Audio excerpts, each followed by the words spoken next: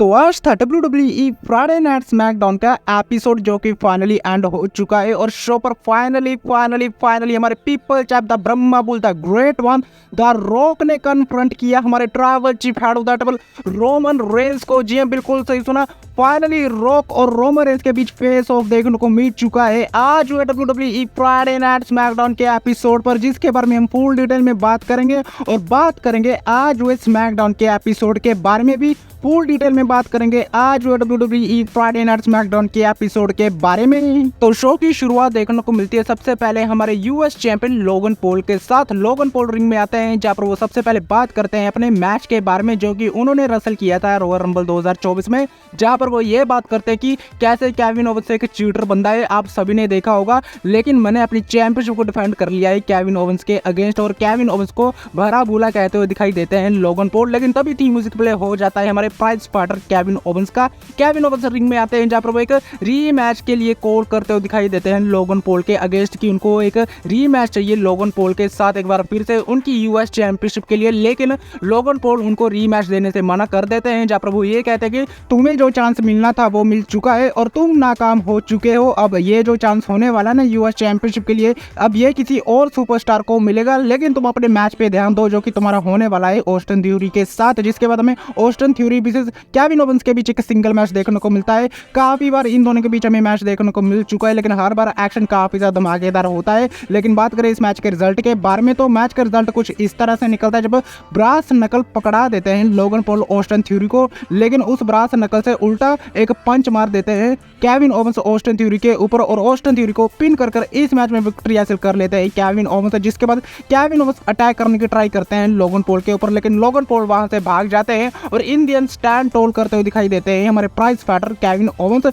Austin Theory को हराने के बाद। इसके बाद शो पर हमें एक फैटल 4-वे टैग टीम क्वालिफिकेशन मैच देखने को मिलता है for undisputed tag team championship के लिए, जो कि होता है LWO versus Legado Fantasma versus Pretty Deadly versus Pete Dunne और टाइलर बैट के बीच। बात करें इस मैच के बारे में, तो चारों ही टीमों की तरफ से काफी तगड़ा एक्शन हमें देखने को मिलता है, लेकिन इन दी एंड इस मैच में जो विक्ट्री होती है वो हो जाती है पीट डन और टाइलर बैट की, जब वो अपना फिनिशर लगा देते हैं प्रीटी रैडली के ऊपर और पिन कर इस मैच में विक्ट्री हासिल कर लेते हैं टाइलर बैट और पीट डन। लेकिन इसके बाद हमें देखने को मिलते हैं वुमेन्स रॉयल रंबल 2024 की विनर बेली रिंग में आती है, जो कि अपना डिसीजन सुनाने वाली थी रेसलमेनिया के लिए, जहां पर वो सबसे पहले बात करती है अपने बारे में कि क्या कुछ उन्होंने उखाड़ा है WWE कंपनी में। उन्होंने रॉ वुमेन्स चैंपियनशिप को जीता है और उसको डिफेंड भी किया है रेसलमेनिया में, स्मैकडाउन वुमेन्स चैंपियनशिप को भी जीता है और उसको भी डिफेंड किया है रेसलमेनिया में। मैंने सब कुछ उखाड़ा है WWE कंपनी में और यहाँ तक कि मैंने रॉयल रंबल को भी जीत लिया है और मैंने सब कुछ WWE कंपनी में कर लिया है। लेकिन बात करते हैं पर रेसलमेनिया के बारे में, तो रेसलमेनिया में मैं किसको फेस करूंगी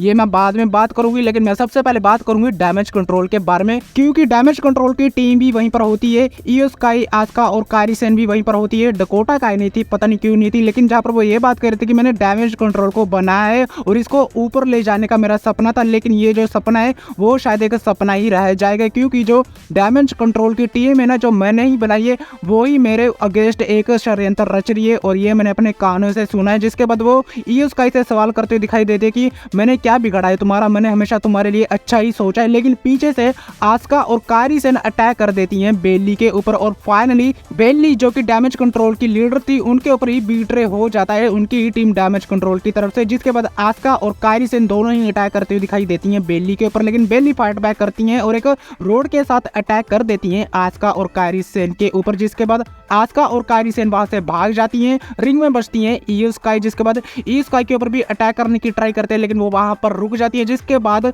आस्का और कायरी सेन और ईओ स्काई तीनों ही वहां से भाग जाती हैं। जिसके बाद बेली ये कहती है कि ईओ स्काई मैं तुम्हें देखूंगी रेसलमेनिया में, और रेसलमेनिया के लिए चैलेंज करते हुए दिखाई देती हैं बेली ईओ स्काई को। जिसके बाद WWE वालों ने इस मैच को ऑफिशियल भी कर दिया है कि रेसलमेनिया 40 में हमें देखने को मिलेगा ईओ स्काई वर्सेस बेली के बीच match for WWE women's championship के लिए। इसके बाद शो पर हमें एक 6 टैग टीम मैच भी देखने को मिलता है, जो कि होता है बॉबी लैशली और Street Profits versus Karrion Kross और ऑथर ऑफ पेन के बीच। लेकिन ये मैच शुरू नहीं हो पाता क्योंकि मैच से पहले ही 6 के 6 सुपरस्टार आपस में भिड़ जाते हैं और ब्रूटल वे में एक दूसरे के ऊपर अटैक करते हुए दिखाई देते हैं। कैरियन क्रॉस को हर्ट लॉक में भी फंसा देते हैं बॉबी लैशली। जिसके बाद स्कारलेट अटैक करते हुए दिखाई देती हैं बॉबी लैशली के ऊपर, लेकिन बी फैब भी वहीं पर आ जाती है जो कि ज्वाइन करते हुए दिखाई देती हैं बॉबी लैशली और स्ट्रीट प्रॉफिट की टीम को, और वो स्कारलेट के ऊपर अटैक कर देते हैं। जिसके बाद कैरिन क्रोस की टीम को वहां से भागना पड़ जाता है और ये जो 6 स्टार्टिंग मैच होता है ये शुरू नहीं हो पाता है और रिंग में स्टैंड आउट करते हुए दिखाई देते हैं बॉबी लैशली, स्ट्रीट प्रॉफिट और उनके साथ होती है बीफ और ये कमाल की प्रॉब्लम में देखने को मिलती है। अगर मैच हो जाता तो और भी ज्यादा कमाल का मैच होता, लेकिन एक कमाल की प्रॉब्लम में देखने को मिलती है स्ट्रीट प्रॉफिट की ऑथर ऑफ पेन के साथ।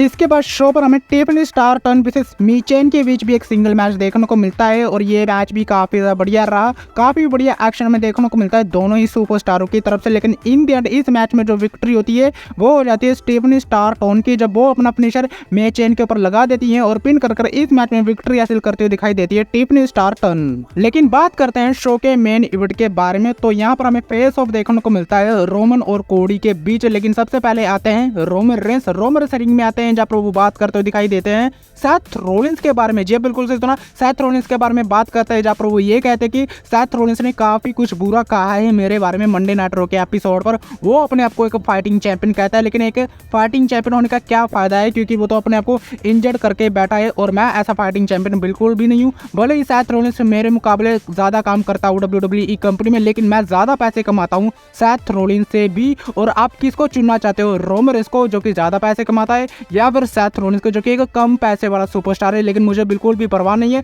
लेकिन बात करते हैं कोडी रोड्स के बारे में, लेकिन तभी थीम म्यूजिक प्ले हो जाता है कोडी रोड्स का। कोडी रोड्स रिंग में आते हैं जहाँ पर वो एक लंबा चौड़ा प्रोमो कट करते हुए दिखाई देते हैं और वो ये कहते हैं कि मुझे अपनी स्टोरी को फिनिश करना है, मैं सेथ रोलिंस को भी चैलेंज कर सकता हूँ लेकिन मुझे तुम्हारा टाइटल ही चाहिए क्योंकि ये वो टाइटल है जो कि मेरे पिता ने होल्ड किया था। मेरे पिता ने वर्ल्ड हेवीवेट चैंपियनशिप को भी होल्ड किया था, मेरे पिता ने इस टाइटल को भी होल्ड किया था, तो मैं इस टाइटल को भी तुमसे लूंगा और मैं इस टाइटल के लिए ही आने वाला हूँ तुम्हारे लिए। लेकिन ये तुम्हारी चैंपियनशिप को मैं रेसलमेनिया में नहीं लूंगा। जी बिल्कुल सही सुना, पहले ऐसा लग रहा था कि कोडी रोड्स चैलेंज करते हुए दिखाई देंगे फाइनली रोमन रेंस को, लेकिन इसके बाद कोडी रोड्स पलटी मारते हुए दिखाई देते हैं जहाँ पर वो ये कहते हैं कि मैं तुमसे तुम्हारी चैंपियनशिप तो लूंगा लेकिन रेसलमेनिया में नहीं लूंगा। जिसके बाद कोडी रोड्स ये भी कहते हैं कि मैं एक बंदे को जानता हूँ जो कि मेरा एक काफी अच्छा दोस्त भी है, वो तुम्हें काफी अच्छे तरीके से हैंडल करेगा और वो सुपरस्टार कोई और नहीं बल्कि द रॉक होते हैं। तभी थीम म्यूजिक प्ले हो जाता है हमारे people chap the Brahma bull the rock का, जिसके बाद पूरा का पूरा क्राउड एक बार फिर से फटता हुआ दिखाई देता है।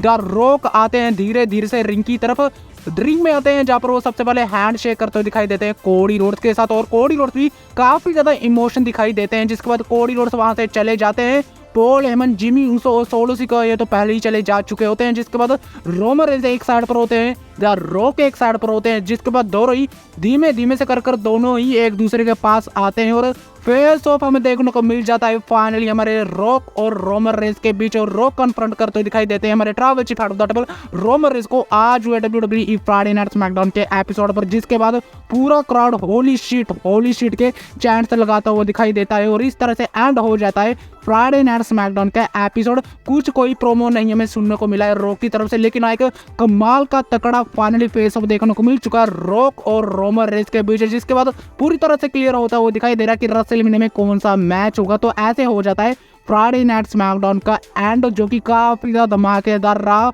और काफी ज्यादा धमाकेदार रहा WWE फ्राइडे नाइट स्मैकडाउन का एपिसोड। लेकिन इस वीडियो को करते हैं यहीं पर एंड। वीडियो अच्छी लगी तो वीडियो को लाइक, चैनल को सब्सक्राइब करना मत भूलना क्योंकि मैं लाता रहता हूँ ऐसी वीडियो। तब तक के लिए टिल देन मिलते हैं नेक्स्ट वीडियो में काफी ज्यादा जल्दी।